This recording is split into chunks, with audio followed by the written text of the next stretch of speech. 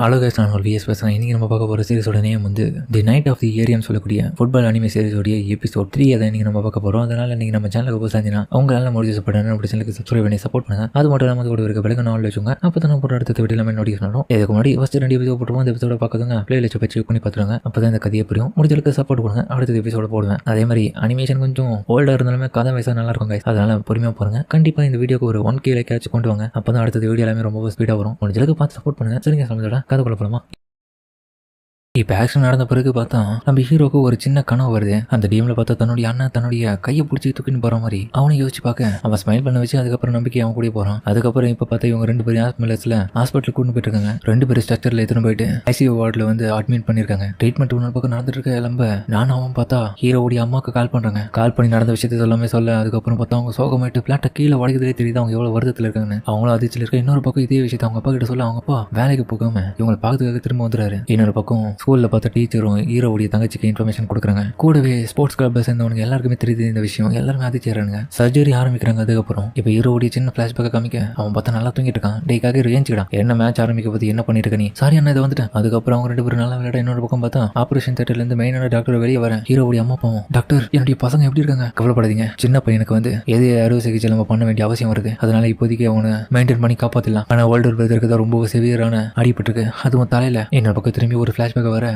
நம்ம ஃபீல் பண்ணிட்டு இருக்கான். அப்புறம் பார்த்தா ஹீரோவும் அவனுடைய அண்ணாவும் சின்ன வயசுல கும்பலா விளையாடும் போது ஒரு டீம் கோச்சும் பசங்க ஒரு நிமிஷம் வாங்க, இன்னைக்கு நம்மளுடைய புதிய மெம்பர் இன்னைக்கு ஜாயின் பண்ண போறாங்க. இவங்க ஒரு பொண்ணு. அதுக்கப்புறம் நம்ம கூட விளையாடுறதுல இவங்களுக்கு சந்தோஷமா இருக்கு. நீங்க நம்ம கூட இவங்க விளையாடுறத நினைச்சு பெருமை பண்ணும். ஹலோ, என்னோட பேர் வந்து நானா மிஷிமா. இவங்க கூட ஒன்னா சேர்ந்து விளையாடணும் அப்படின்னு கோச்சு சொல்ல நம்ம ஹீரோடைய அண்ணனும் இவங்க விளையாடுறதுலாம் பிரச்சனை கிடையாது கோச்சு, ஆனா இவங்க பேரு தான் ப்ராப்ளம். ஏன் அந்த மாதிரி சொல்றேன்? ஏன்னா ஆல்ரெடி என்னுடைய டீம்ல வந்து மிஷிமான்னு சொல்லக்கூடிய ஒருத்தன் இருக்கான். நானா சேவே இருக்கான். கரெக்ட் தான்ப்பா. நம்ம நானும் கூப்பிட முடியாது, மிஷிமானும் கூப்பிட முடியாது. உண்மைதான்ப்பா. உங்களுக்கு எதனா ஒரு நிர்ணயம் வைக்கணுமே அப்படின்ற மாதிரி எல்லாரும் யோசிச்சுட்டு இருக்கு. அதுக்கப்புறம் பார்த்தா நம்ம ஹீரோ தான் ஐடியா கொடுத்துருப்பான். 7 கொடுத்துருக்கான். 7 மீன்ஸ் வந்து ஜாப்பனீஸ்ல நானா தான் 7 அர்த்தம். அடேங்கப்பா பேரு சூப்பரா வச்சிருக்கான்பா அப்படின்ற மாதிரி அண்ணங்கார பாராட்டுறது மட்டும் இல்லாம எல்லாருமே அவனை பாராட்டுறாங்க. அதுக்கப்புறம் ஆபரேஷன் தியேட்டர்ல இருந்து டாக்டர் வெளியே வரேன். சாரி, எங்களை மன்னிச்சிருங்க. ஒரு முக்கியமான விஷயத்த நான் இப்போ சொல்றேன், கொஞ்சம் பொறுமையா கேளுங்க. உங்களுடைய பெரிய பையன் சுகரு அவனுடைய பிரெயின் வந்து டெட் ஆயிடுச்சு. அதனால அவனை காப்பாற்ற முடியல. எங்களை மன்னிச்சிருங்க. எவ்வளவு நாங்க கஷ்டப்பட்டோம். பட் இருந்தாலும் எங்களால முடியல. என்னது அவனுடைய பிரெயின் செத்து போயிடுச்சான். இதை கேட்டு அவங்க அம்மா அலறி அழுகுறாங்க. பட் இருந்தாலும் கவலைப்படாதீங்க. சுகரு ஒரு ஆர்கன் டொனேட்டரா மாறிட்டேன். இப்போ உடல் உறுப்பு எல்லாமே தானம் பண்ற ஸ்டேஜ்ல தான் இருக்கான். அவரும் ஷாக்கா வர்றாங்க பாவம். அதுக்கப்புறம் பார்த்தா நம்ம நானா ஹீரோ அப்புறம் அவங்க அண்ணங்காரன் இவங்க எல்லாருமே ஒரே டீம்ல விளையாடுறதுக்காக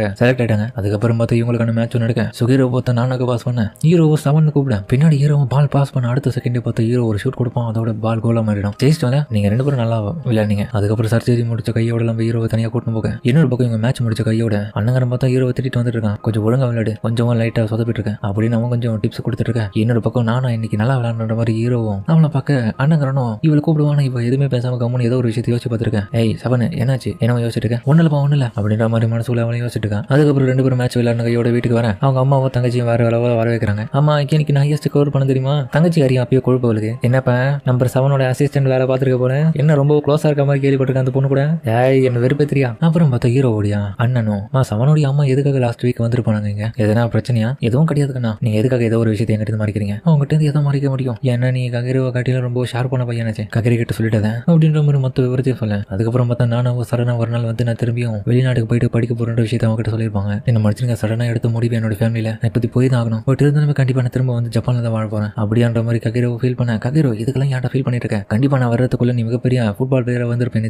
ஏன்னா இந்த டீமோடைய ஸ்ட்ரைக்கரே நீ தான். எனக்காக வெயிட் பண்ணணும்னு ப்ராமிஸ் பண்ண. கண்டிப்பா. அதுக்கப்புறம் பார்த்தா நம்ம சுகுரோவை தனியா மீட் பண்ணி இந்த சுகுரோ கிஃப்ட் இல்ல குட் லக் பிரேஸ்லெட் இருக்கு. உங்க 2 பேருக்கு தான் மீட் பண்ணிருக்கேன். 2 பேரா? ஆமா, உனக்கும் ககிரிக்கும். நான் இந்த இடத்த விட்டு போறேன்னா நான் இல்லாத போது இதை பார்த்து நீங்க என்னுடைய ஞாபகத்தை வர வச்சுக்கணும் ஹாப்பியா விளையாடுறதுக்காக. கவலைப்படாது, எனக்கு நம்பிக்கை இருக்கு. திரும்பியும் ஒரு நாள் வந்து நம்ம 3 பேரும் ஒண்ணா விளையாடுவோம். கண்டிப்பா ஒரு நாள் நம்ம 3 பேரும் சேர்ந்து ஜாப்பனீஸ் யூனிஃபார்ம் போட்டு விளையாடுவோம். ஃபைனல்ஸ்ல வேர்ல்டு கப்ல விளையாடலாம். ப்ராமிஸ் மறக்காதன்ற மாதிரி. அதுக்கப்புறம் பார்த்தா அவ்வளோ சொல்ல இதை கேட்ட அண்ணங்காரன் சந்தோஷத்தோட கிளம்ப. ஹீரோ உன பக்கம் அவன் பெரிய சோகத்தோட இருக்கான். அதுக்கப்புறம் பார்த்தா அண்ணங்காரனும் ககிரோ இந்தா இதை கையில போட்டுவோம். என்ன இது பிரேஸ்லெட்டா? அதுக்கப்புறம் 2 பேரும் கூட இங்க பாரு, இது பிரேஸ்லெட் வந்து எப்பவுமே நம்ம கழட்டக்கூடாது, நம்ம கையிலே தான் இருக்கணும். ஏன்னா 7 வந்து நமக்காக கொடுத்துருக்கான். 7க்கு ப்ராமிஸ் பண்ணது மட்டும் மறந்துன்ற மாதிரி. அதுக்கப்புறம் அவனு சொல்லிட்டு கிளம்ப. 2 பேரும் அதுக்கப்புறம் விளையாட ஆரம்பிக்கிறாங்க. இப்போ அந்த நினைவுகளோட ஹீரோவும் பார்த்தா கண்மணிக்க ககிரோ ஏஞ்சிக்கிறான்னு சொல்லிட்டு பார்த்தா பக்கத்துலேயே சவனா இருக்கான். டாக்டர் வாங்கன்ற மாதிரி அதுக்கப்புறம் அவளை கூப்பிடு, நான் எங்க இருக்கேன். அதுக்கப்புறம் டாக்டர் வந்து ட்ரீட்மெண்ட் கொடுக்குறாங்க அவனுக்கு. அதுக்கப்புறம் பார்த்தா நார்மல் ஆன பிறகு நார்மல் வார்டுக்கு அப்புறம் அவனை மாத்தின பிறகு பார்த்தா நம்ம நானாவும் அந்த இடத்துக்கு வந்திருக்கான். ககிரோ எப்படி இருக்கு ஆல்ரெடி பார்த்தா டாக்டர் அந்த இடத்துல செக் பண்ணிருக்காங்க. அவனுக்கு யார் நீ எப்ப பார்த்தாலும் இந்த இடத்துக்கு வந்து விசிட் பண்ணி போயிட்டு இருக்கேன்.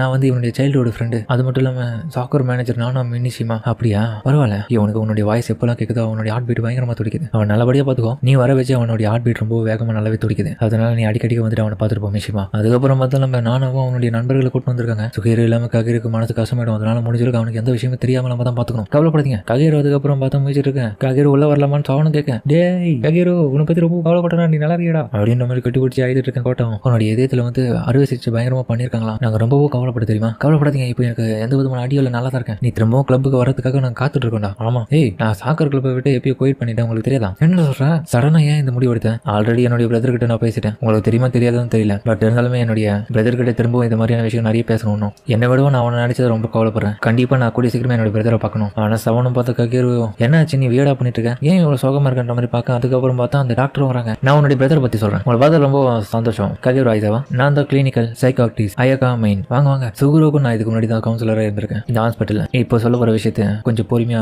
காது கொடுத்து வாங்க. ரொம்ப எமோஷன் ஆகாதீங்க. ககீரோ சொல்லுங்க. அவ்வளவு உண்மையை சொல்ல போக நானும் தடுக்கிறான். உண்மையை சொல்றதுக்கான நேரம் இது. ககீரோ உன்னுடைய பிரதர் சுகேரோ அவன் அந்த ஆக்சிடென்ட்ல இறந்துட்டான். இது கேட்டு எல்லாருமே சோகமாவே அவனே ஷாக்க வரான். நீங்க காமெடி பண்ணாதீங்க, காமெடி தானே பண்றீங்க. இல்ல இதுதான் உண்மை. சவனை இவங்க என்னப்பா பேசிட்டு இருக்காங்க, உண்மையா. ககீரோ என்ன மன்னிச்சிட வேற வழி இல்ல, ஒரு நிமிஷம் வெயிட் பண்ணுங்க. என் அண்ணா நான் பாத்தே ஆகணும், நீங்க போய் சொல்றீங்க தான் நினைக்கிறேன், என்ன விடுங்க அப்படின்ற மாதிரி ஹீரோ அந்த இடத்த விட்டு போலான்னு பாக்க இவங்க எல்லாருமே தடுத்து நிறுத்துறாங்க. என் பிரதர் நான் பாத்தே ஆகணும், விடுங்கடா அப்படின்ற மாதிரி கத்திட்டு இருக்கு. அதுக்கப்புறம் அந்த டாக்டரும் போயிட்டு கண்ணாத்திலேயே புளிர்னு விடுவாங்க. இதை கேட்டு அவன் திரும்பி கான்சியஸ்னஸுக்கு வந்துட்டு இது உண்மைன்றதை புரிஞ்சுக்கிறான். இங்க பாருங்க, நீங்க உன்னுடைய லைஃபை வேஸ்ட் பண்ணல, ஏன்னா உங்க பிரதர் அதுக்காக தான் இவ்வளவு கஷ்டப்பட்டு உங்களுடைய உயிரை காப்பாற்ற அவனுடைய உயிரை விட்டுருக்கான். இதை கேட்டு அவன் கதறி அழுகுறான். அந்த இடத்துல இன்னொரு பக்கம் டாக்டரும் நம்ம ஹீரோடைய அப்பாவை கூப்பிட்டு தனியா பேசிட்டு இருக்குது. நம்ம சவனை கவனிக்கிறான். என்னது சுகுரோவுடைய இதயத்தை வந்து ககீரோவுக்கு டிரான்ஸ்பிளான்ட் பண்ணிருக்கீங்களா. வேற வழியில அந்த ஒரு சூழ்நிலை உங்களுடைய பையன் இறந்ததுக்குள்ள உங்களுடைய சின்ன பையனுக்கு இதயம் தேவைப்படுது. அவனுடைய ஹார்ட்ல பயங்கரமான டேமேஜ் ஏற்படுறதுனால அதை மாத்தி ஆகணும். அதனால அப்பவே உங்களுடைய பெரிய பையனுடைய இதயம் அவனுக்கு செட் ஆகிற மாதிரி இருந்ததுனால தான் அவனுடைய இதயத்தை டொனேட் பண்ணிடுறாங்க. இந்த விஷயத்தை நாங்கள் லேட்டா தான் சொல்றதுக்கு எங்களை மன்னிச்சிருங்க. சரி ஓகே, ககீரோட இதயத்துல சுகீர் இன்னமும் வாழ்ந்துட்டு இருக்கானா, அதுவே எனக்கு போதும் அப்படின்னு அவங்க அப்பா சொல்லி இன்னொரு பக்கம் ஆனாவும் இந்த விஷயத்தை கேட்டுட்டு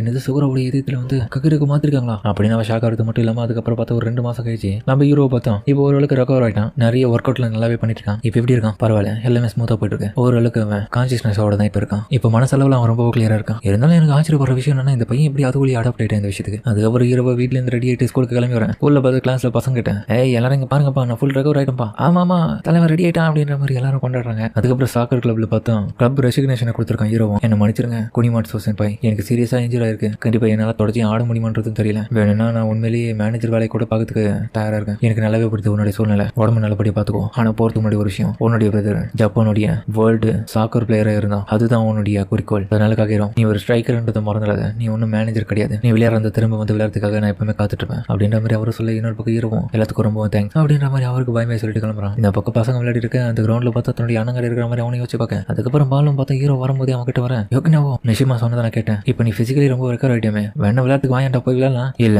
நான் இந்த இடத்த விட்டு போறேன், இதுக்கப்புறம் நான் விளையாட மாட்டேன்.